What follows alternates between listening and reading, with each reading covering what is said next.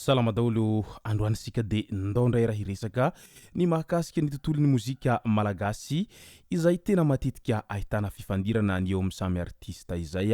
ary tsy vao androany moa izany misy fifandirana izany fa efa hatramin'ny ela dia matetika ahitana an'izay resaka fifandirana izay foana ny amin'ny tontolon'izay mozika malagasy zay indrindra fa ho an'ireo artista izay mbola tanora amin'izao ankehitriny izao ka maro mametra-panontaniana amin'ilay hoe feno fiatsaram-belatsihy ve ny tontolon'ny mozika malagasy sa inona no tena marina aminazy ity satria mantsy toa mifandramatra ireo samy artista ka raisitsika ohatra amin'izany i BMG sy Anatal izay tena hita fa mafana dia mafana ny fifamalin'izy ireo ao an-tapatry Facebook ao amin'izao fotoana izao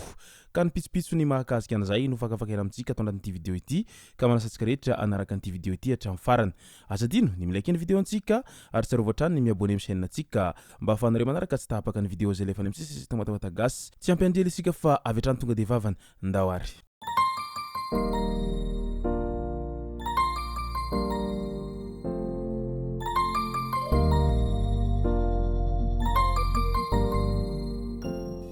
ahitana fifandirana ny eo amin'ny mpanakanto BMG sy Anatal amin'izao fotoana izao ka ny fantaniana mipetraka dia ny hoe inona no tena antony fifandirana izay misy amin'izy roa lahy reto amin'izao ankehitriny izao tsara aloha raha fantaritsika kely iza marina moa i mpanakanto Anatal izay i Anatal dia artista izay azo lazaina fa artista mbola zandry izany hoe artista vao nisondrotra izany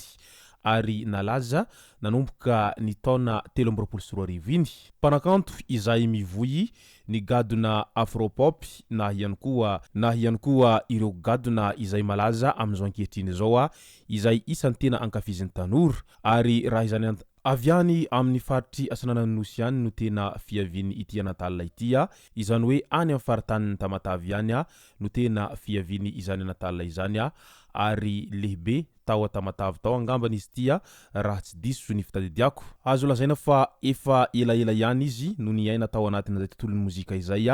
fa mbola tsy hita firy moa izy talohan'izay fa rehefa hitany ireo avy ao amin'ny tranompamokarana NB Production moa ny tenany dia iny fa nalain'izy ireo ary nandrafitra izay isan'ny mpanakanto tao anatiny izay NB Production zay moa i mpanakanto Anatal ka nanomboka teo vao hita fa tena nisongadina amin'izay izany hoe mpanakanto Anatal izany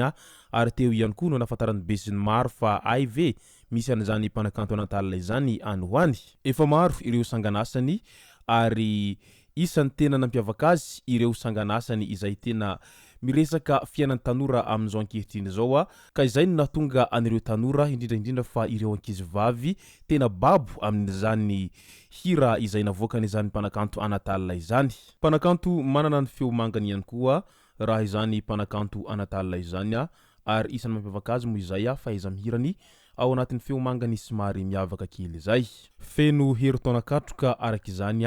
no nidirany mpanakanto Anatal teo amin'ny sehatry ny laza izay noho ny fisiny NB Production izay nanohana azy mafy dia mafy mba hahatonga azy amin'izay toerany artista kalaza amin'izao fotoana izao ka io moa zany ny olombelona dia tsy misy tonga lafatra ary isika olombelona dia toy ny fisilela indraindray misy ihany ny fifandirana ka ao anatin'izay fifandirana izay moa dia misy tokoa ny fifandirana eo amin'ny BMG sy ny mpanakanto Anatal amin'izao fotoana izao inona marina moa no tena niandohany ity fifandirana izy ireo ity raha natadidy isika dia tany amin'ny tondasa nisy ny publication izay nataony vadiny BMG ka iny avetrany nidirany ilay mpanakanto Anatal izay vao nisondrotra nafy dia mafy moa nilazany tamin'izany fotoana izany ary nilaza izy tao anatin'ilay commentaire tamin'izay sary zay fa tsy ho isy andro velivelo izy ny hanaovako featuring amin'ny mpanakanto BMG satria tsy mety amiko ny manao featuring amin'ny mpanakanto BMG ho izy tamin'izay fotoana izay teo indrindra no nanomboka ilay disadisa teo amin'izy roa lahy reto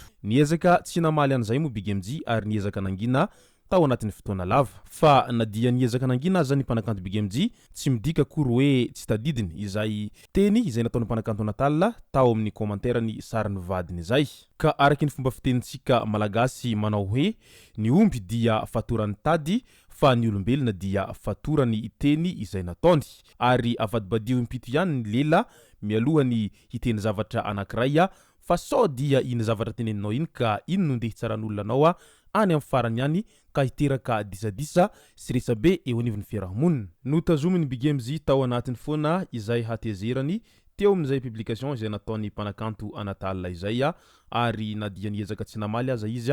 tao anatin'ny herintaona be izao. Fa tamin'ny iny andro omaly iny kosa dia tsy zakany Bigemzy intsony angambany izay fiantsina ady isan-karazany sy ny fifandirana ao anaty hotretsirasira Facebook izay ka niteny ihany ny lehilahy farany efa elaho ny nangina ary nisafidiny hangina satria zandry ilay mpanakanto Anatal ho hiatrany Bigemzy tamin'izany ary tsy dia tsara loatra no miady amanjaza ho izy tao amin'ny Facebook ny tao fa nadia zany aza ho izy tamin'izay misy farany ny zavadrehetra ka aleo avokako ito amin'izay ny hatezerako sy ny tsy fahafaliko efa hatramin'izay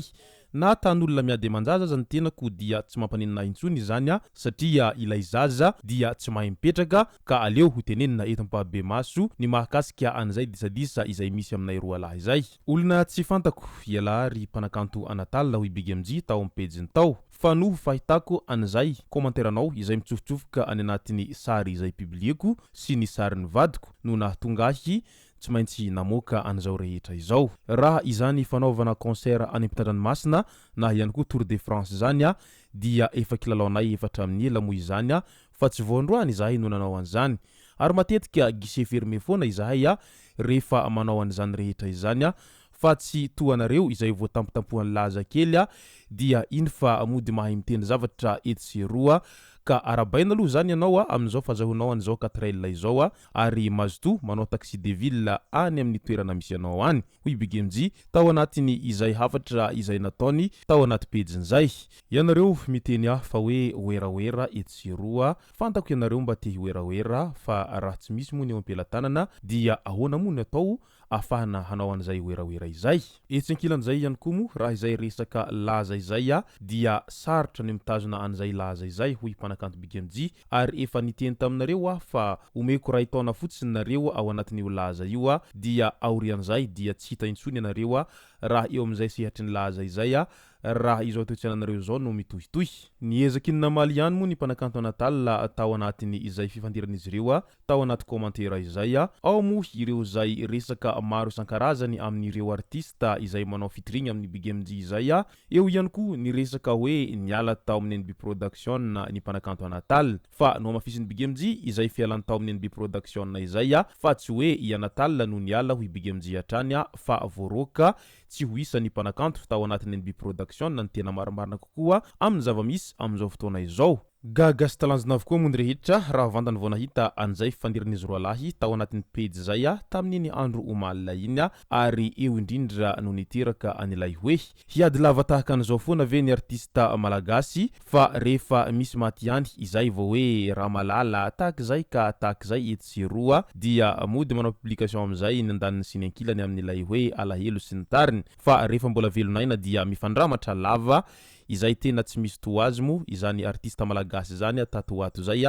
ary indrindra fa ireo artista izay tanora amin'izao fotoana izao no tena mpiady an-tsena sy mandrangitry ady eto sy eroa izay tatoato zay ka mahagaga ihany raha mahita any toetsainan'ireo artista izay manao an'izany ady lava izany tatoato zay. Tsara ihany ny mifankatiry zareo aleo miresaka milamina fa tsy tsara izany miady lava izany indrindra fa ianareo izay ao anatiny sehatry ny mozika izay dia tokony hifanaraka tsara nareo ary ifampiresaka mazava tsara hoe inona ny tena olana fa ndao vahana izay olana izay fa tsy dia tsara loatra izay samy mitazona ny alahelony ao anaty fony izay indrindra ianareo izay samby ao anatin'izay tontolon'ny zavakanto zay mba hisiny fiarah-miasa maharitra sy matitra kokoa aminareo dia tsara ihany izay mifanazava izay. Izay moa no masaka azonareo tao anaty video ty tomboko lasy tomboko vavy misaotra tsika rehetra nanaraka ny video ty hatramin'ny farany. Azadino ny milaiky ny video antsika ary tsarovatra ny miabone amin'ny chaîne antsika mba ahafahanareo manaraka tsy tapaka ny video zay lefa nimsisy tao WATAWATA GASY tomboko lasy tomboko vavy mankasitraka dia mirary soa.